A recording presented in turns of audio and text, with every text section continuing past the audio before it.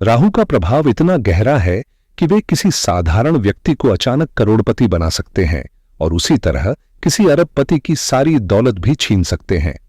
यह उनके शासन की असाधारण शक्ति को दर्शाता है। अभी तक राहु देव 18 मई 2025 तक आपके प्रथम भाव में गोचर कर रहे थे, जो आपके जीवन की राह और अवसरों पर गहरा प्रभाव डालता रहा है।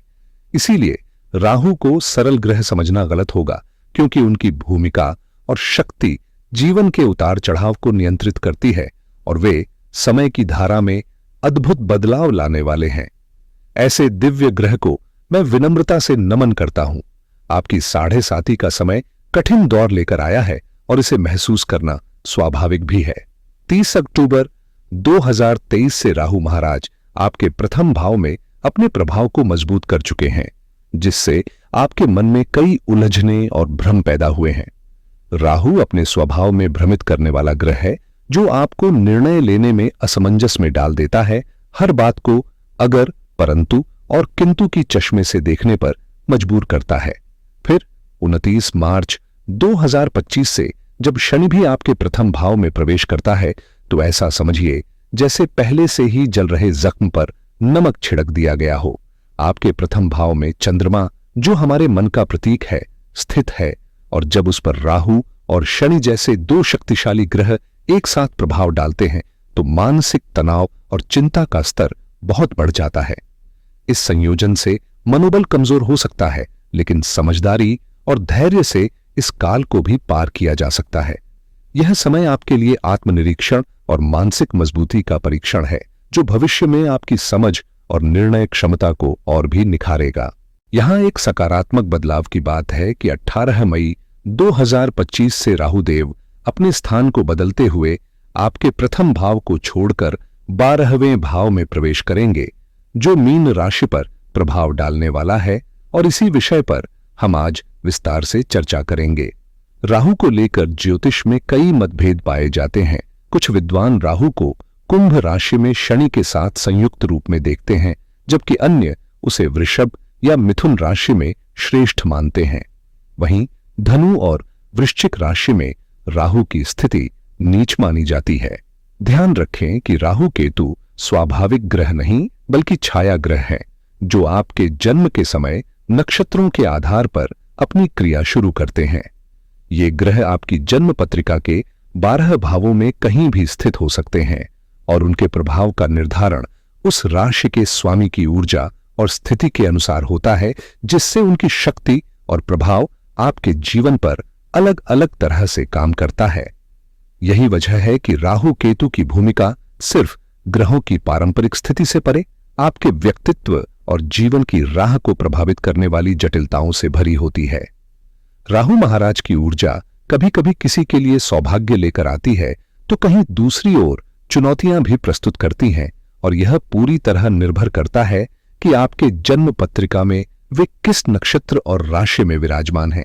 खासकर 12वें भाव की बात करें तो यह भाव विदेश यात्रा, अंतर्राष्ट्रीय व्यापार और विदेशों से मिलने वाले लाभ का संकेत देता है।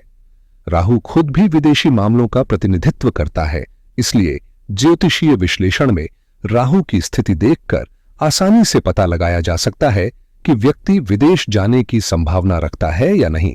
इसके अलावा राहु आधुनिक युग में तकनीकी क्षेत्र का भी प्रतिनिधित्व करता है। यह दर्शाता है कि आपकी तकनीक में कितनी महारत है और आप आईटी या डिजिटल क्षेत्र में कितना आगे बढ़ सकते हैं।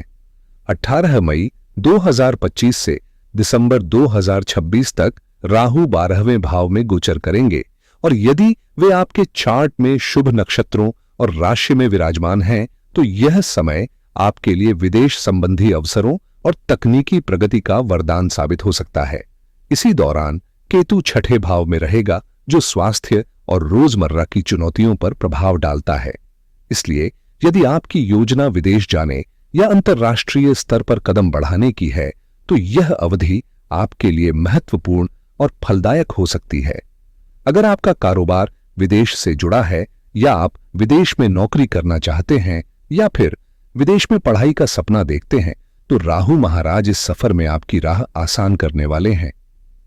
राहु के प्रभाव से सिर्फ विदेश जाना ही नहीं, बल्कि विदेशों से जुड़ी नई संभावनाएं भी आपके लिए खुलती हैं।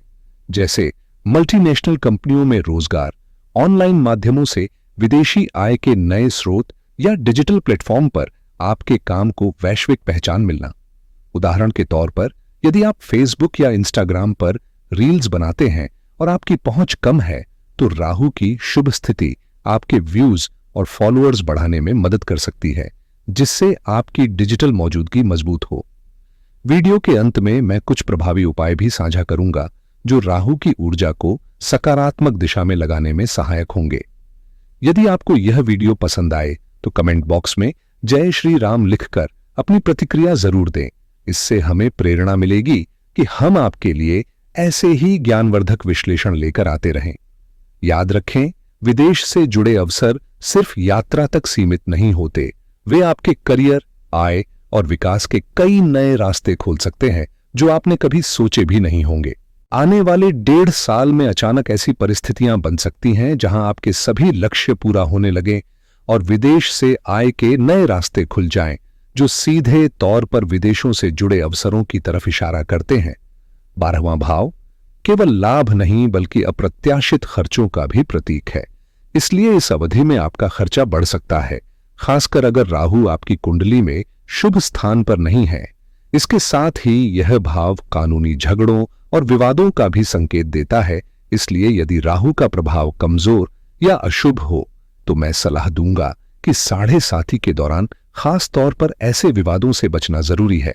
अगर कहीं किसी तरह का वाद विवाद या टकराव नजर आए तो उस स्थिति से दूरी बनाना ही आपकी भलाई में होगा, ताकि आप अनावश्यक परेशानियों और नुकसान से बच सकें। इस दौरान समझदारी से फैसले लेना और अपने प्रयासों को सही दिशा में लगाना सफलता और शांति दोनों के लिए फायदेमंद रहेगा।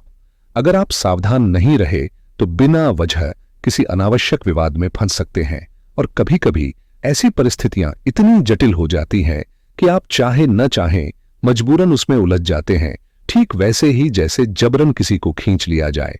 इसलिए जब भी आप महसूस करें कि माहौल तनावपूर्ण हो रहा है या विवाद जन्म ले रहा है, तुरंत दूरी बनाना ही समझदारी होगी।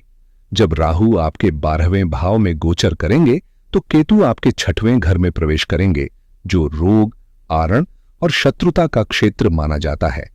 राहु स्वभाव से षड्यंत्रकारी है और 6वां भाव भी षड्यंत्रों का घर होता है, इसलिए इस अवधि में आपकी नौकरी या कर्म क्षेत्र में पीछे से की जाने वाली साजिशें या बाधाएं बढ़ सकती हैं। 18 मई 2025 से दिसंबर 2026 तक केतु इस क्षेत्र में रहेंगे और राहु 12वें भाव से चीजों को फैलाने और बढ़ाने का काम करेंगे, जो कहीं कहीं आपके लिए फायदे का सौदा भी साबित हो सकता है। राहु का विस्तारक स्वभाव नई संभावनाएं भी लेकर आता है, लेकिन इसके साथ सतर्क रहना जरूरी है ताकि आप अनावश्यक परेशानियों से बच सकें और सही दिशा में अपने प्रयासों को केंद्रित कर सकें। देखिए, जिंदगी में जो भी समस्याएं होती हैं, अक्सर वे तब ज्यादा खतरनाक होती हैं जब वे छिपी हुई होती हैं, चाहे वह कोई बीमारी हो या आपके शत्रु। अक्सर आस्तीन के सांप होते हैं जो सामने तो दोस्त लगते हैं लेकिन पीछे से आपके खिलाफ काम करते हैं। ऐसे लोग आपकी पीठ में छुपकर छुरी भोंकते हैं और ये दबी छुपी बातें सबसे ज्यादा नुकसान पहुंचाती हैं। राहु महाराज इन छिपी हुई परेशानियों को उजागर कर देंगे, जिससे आप इस 1.5 साल के भीतर असली शत्रु की पहचान कर पाएंगे, जबकि केतु महाराज उनकी समस्याओं को शांत करने में मदद करेंगे।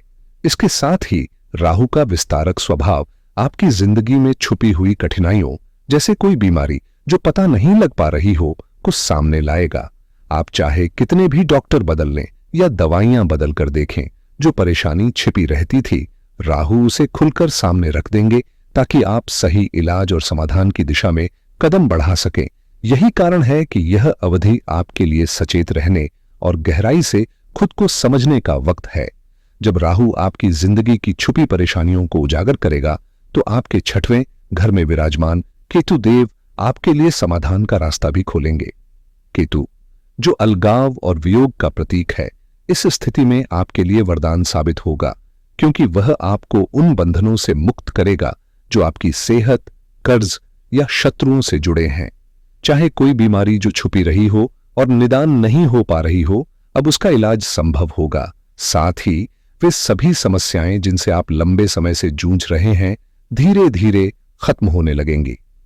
इसीलिए छठवें घर में केतु का प्रभाव नकारात्मक नहीं, बल्कि आपके लिए एक राहत और मुक्ति का माध्यम माना जाना चाहिए। अगर राहु आपकी कुंडली में अनुकूल नहीं है तो चिंता की बात नहीं है, क्योंकि एक सरल और प्रभावी उपाय भी मौजूद है।